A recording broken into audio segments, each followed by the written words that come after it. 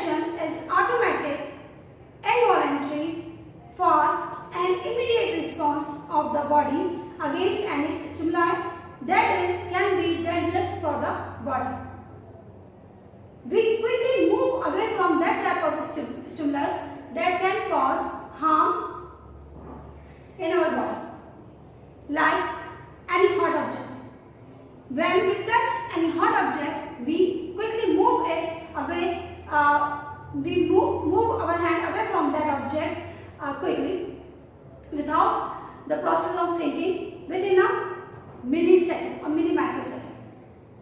Similarly, if our body comes in contact with any sharp object or any hard object that can be dangerous for our body and can cause pain in our body, so we move away from that object quickly without the process of thinking. This type of movement is termed as reflex action.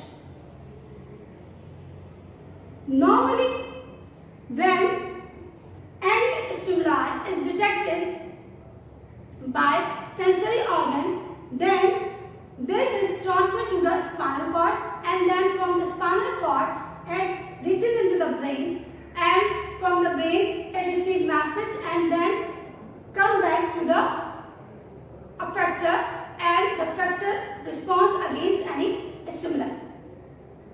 Like when a drop of water comes in contact with the skin, then sensory ending in the skin detect that stimuli, then action potential generate, and this action potential is transmitted to the sensory neuron inside the spinal cord. Here, synapse take place and another neuron carry this impulse to the brain. This message reaches to the thalamus portion, and thalamus portion, you know that thalamus portion is considered as clearing a house of the brain that transmit message to the appropriate part of the brain where this message have to transmit. And when this message transmit to the thinking part of the brain, that is cerebrum, then from here perception take place, and after perception to the motor neuron, impulses come back to the effector with the synapse of another neuron inside the spinal cord, and then this motor neuron carry message to the effector to contract or move away from that wet object. In this pathway, you see that number of neurons take part to send message to the brain and voluntary action take place. So, this type of synapse is termed as polysynaptic action. Polysynaptic action is the action in which more than one type of synapse is present. You see that here a number of synapses are present. One is here, another one is here, second one is here. Like number of neurons are involved in the transmission of sense from receptor to the brain and from brain to the effector.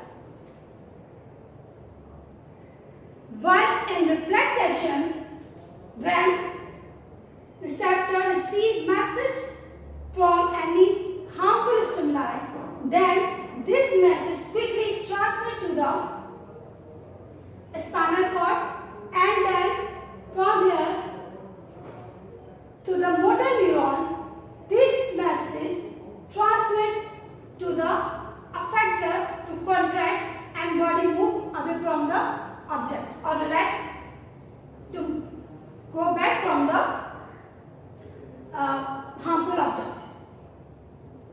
You see that when this message is transmitted to the spinal cord, then there is only one synapse take place, and then to the motor neuron, signal sent to the contact. That's why this type of synapse is termed as monosynaptic action, in which no any voluntary will is involved within the movement of the body.